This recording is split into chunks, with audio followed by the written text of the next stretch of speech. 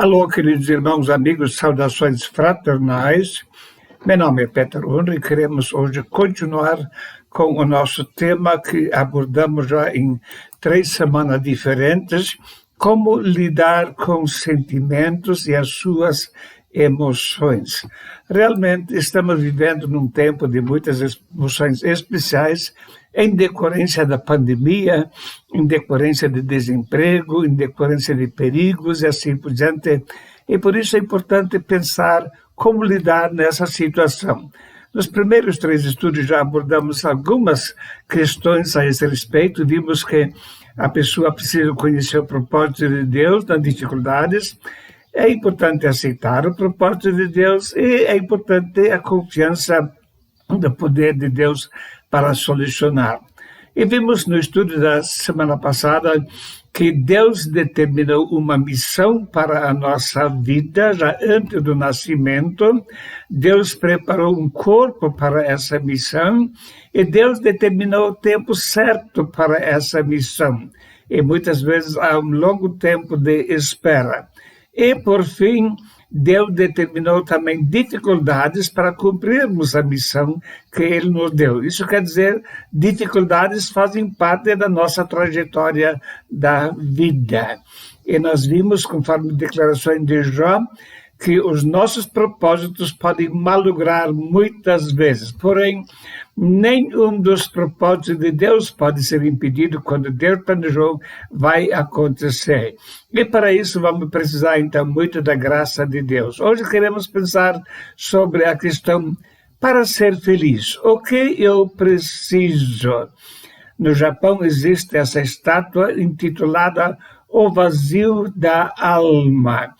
O romancista russo Fyodor Dostoiévski, ele escreveu: há no homem um vazio do tamanho de Deus. Os Rolling Stones compuseram uma canção com as seguintes palavras: não consigo me satisfazer, porque eu tento e não consigo. Apesar da fama e do dinheiro, eles realmente não estiveram satisfeitos na sua alma. O magnata Rockefeller, já falecido agora, disse: juntei milhões, mas eles não me trouxeram felicidade. E é uma realidade, a busca muitas vezes está em lugares errados. E José Pereira, ele escreve: mesmo estando frequentando uma igreja, me sinto vazio de muitas coisas. Quem pode me ajudar? Então, há muitas pessoas que sentem um vazio na sua alma e realmente nunca descobriram a razão da sua existência. Há pessoas que acham que só podem estar felizes quando tudo é perfeito e maravilhoso. Essa necessidade é talvez a mais perigosa de todos, porque gera diretamente ansiedade, estresse e baixa autoestima. O perfeccionista busca incansavelmente o sucesso e nada parece ser suficiente. A insatisfação produz estresse e exaustão. Para evitar esse comportamento é essencial sermos conscientes do que somos e avaliarmos os nossos defeitos e as nossas virtudes. No Japão, um país muito próspero, por ano mais de 30 mil suicídios são cometidos e as causas estão diretamente ligadas ao emocional das pessoas. Carência emocional, falta de sentimento, de propósito e até uma conexão maior com o universo ou com a fé. Realmente, muita gente, a maioria das pessoas, jamais descobre qual é o propósito da sua existência, qual é a razão por que foram criados. Mesmo os servos de Deus sentiram um vazio na sua alma. Davi escreveu: quando me lembro disso, dentro de mim derrama minha alma, pois eu havia ido com a multidão. Fui com eles à casa de Deus, com voz de alegria e louvor, com a multidão que festejava. Por que estás abatida, minha alma? E por que te perturbas dentro de mim? Espera em Deus, pois ainda o louvarei pela salvação da sua face. Então, ele estava se lembrando do tempo quando estava frequentando o templo, fazendo festa, oferecendo sacrifícios, cantando para Deus, e de repente tudo mudou, e também com isso ele ficou angustiado na sua alma. Ele continua: ó meu Deus, dentro de mim a minha alma está abatida. Por isso lembro-me de ti desde a terra do Jordão e desde os Hermonitas, desde o pequeno monte. Um abismo chama outro abismo. Ao ruído das tuas catadupas, todas as tuas ondas e tuas vagas têm passado sobre mim. Salmo 42, versos 6 e 7. Então, um abismo chama outro. A pessoa pensa que está saindo da infelicidade e logo vem novamente essa tristeza no seu coração. A Bíblia compara essa situação com 3 aves diferentes, no Salmo 102, versos 6 e 7. Ele escreve primeiro: sou semelhante ao pelicano no deserto. Pelicano é uma ave aquática, ela precisa de água, ela precisa de frescor, precisa de peixes, precisa de sombra. E quando está no deserto, está deslocado do seu ambiente natural. Ele continua: sou como um mocho nas solidões. Solidões são normalmente escombros de ruínas, de prédios destruídos. E ele estava se sentindo assim, como tudo sendo ruído em volta dele, destruído. E vigio só como um pardal solitário no telhado.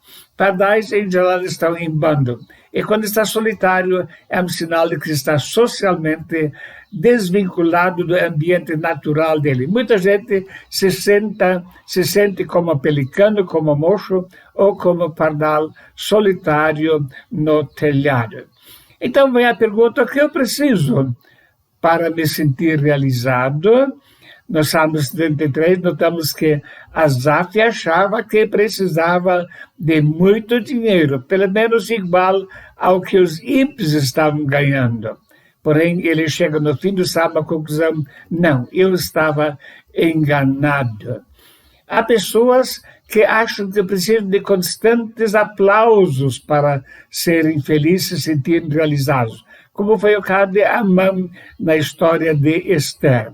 E quando ainda tinha um homem, Mardoqueu, que não se inclinava a ele, ele ficava furioso e procurou a morte dele. Há pessoas que sempre querem viver sob os holofotes.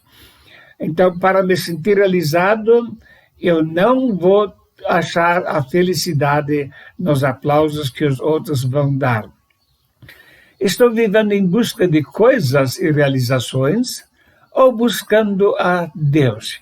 Onde eu estou procurando realmente encontrar uma razão para a minha vida?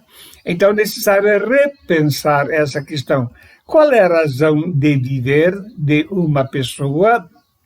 O apóstolo Paulo escreve: porque nenhum de nós vive para si e nenhum morre para si. Porque se vivemos, para o Senhor vivemos. Se morrermos, para o Senhor morremos. De sorte que ou vivamos ou morramos, nós somos do Senhor. Salmo 14, versos 7 e 8. Vemos aqui uma perspectiva completamente diferente, perspectiva divina da razão da existência do homem. Nem um vive para si e nem morre para si.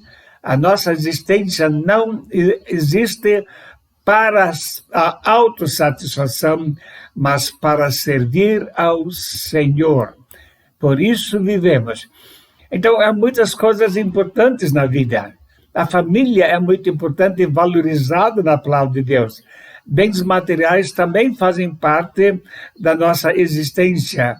E popularidade, às vezes, até pode aparecer, ou amizades assim por diante. Porém, eu posso estar feliz sem todas essas coisas, se eu estou vivendo para Deus. Aquele que examina o coração sabe qual é a intenção do Espírito, e é Ele que, segundo Deus, intercede pelos santos, e sabemos que todas as coisas contribuem juntamente para o bem daqueles que amam a Deus, daqueles que são chamados segundo o seu propósito. Veja aqui, então, uma expressão fundamental: o propósito de Deus. qual é o propósito de Deus para a minha vida?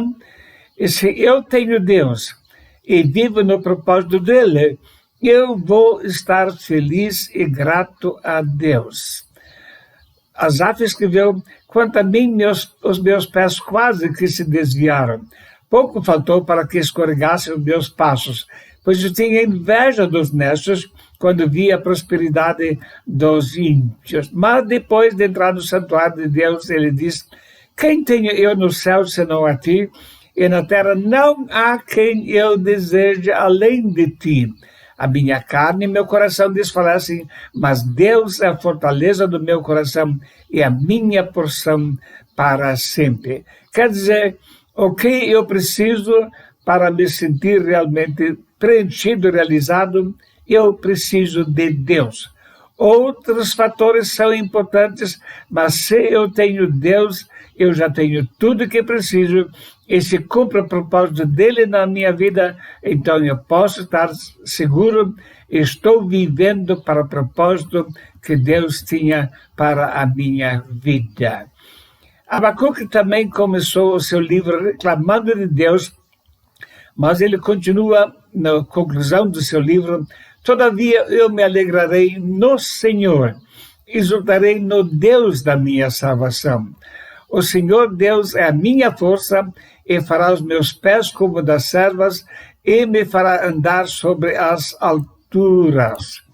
E ainda que a figueira não floresça e nem haja fruto na vide, ainda que decepcione o produto da oliveira e os campos não produzam mantimento, ainda que as ovelhas da malhada sejam arrebatadas e nos currais não haja gado, todavia eu me alegrarei no Senhor, exultarei no Deus da minha salvação. O Senhor é a minha força, e fará os meus pés como das servas e me fará andar sobre as alturas. Veja, ele chegou à mesma conclusão que Asaf. Se eu tenho Deus, eu tenho motivo de alegria. Se eu estou cumprindo a vontade de Deus, eu realmente estou cumprindo a missão prevista para a minha vida. Deus e seu propósito para a minha vida. Isso é essencial. Mas de nada faço questão, nem tenho minha vida por preciosa, contanto que cumpra com alegria a minha carreira e o ministério que recebi do Senhor Jesus para dar testemunho do Evangelho da graça de Deus. Atos 20, verso 24. Mais uma vez, esse mesmo princípio. Não é a minha vida que importa, mas a missão que recebi, o mistério que recebi do Senhor Jesus, esse eu devo cumprir, então a minha vida, a minha alma não ficará vazia. Ele escreve em 2 Coríntios capítulo 6, 10, como contristados, mas sempre alegres, como pobres, mas enriquecendo a muitos, como nada tendo e possuindo tudo. Veja, não é aquilo que eu ganho para a minha vida, não são os bens que eu vou acumular, nem é a honra e os aplausos que eu vou ganhar. Porém, se eu, sendo pobre, posso enriquecer a vida de muitas outras pessoas, então valeu a pena, então estarei sempre alegre.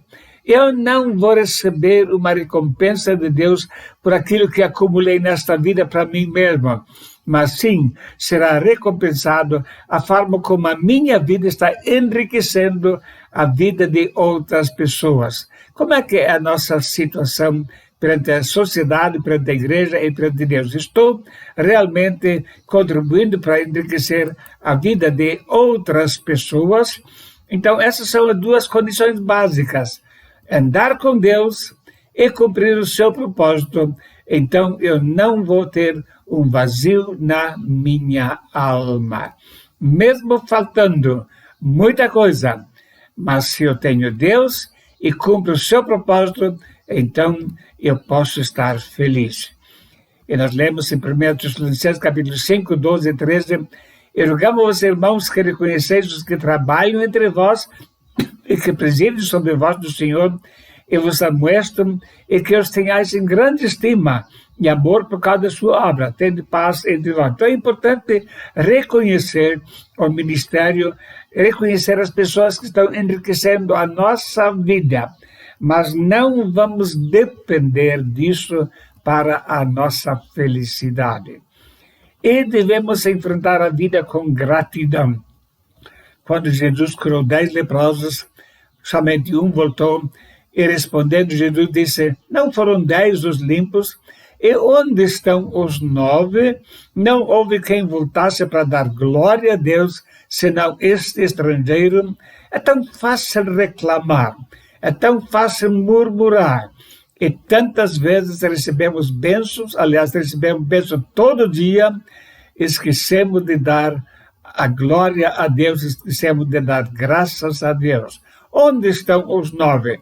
Estou entre os 9, ou se eu, aquele que realmente volta e reconhece as bênçãos que Deus tem dado. Para ser feliz, eu preciso de Deus e realizar a missão que Ele me deu. O resto é benefício esta que ainda recebemos do Senhor. Que Deus nos ajude a sermos gratos por tudo que recebemos e a vivermos aquela vida que Ele planejou para nós. Os meus propósitos podem ser malogrados, porém os propósitos de Deus jamais podem ser malogrados. Que Deus o abençoe ricamente. Amém.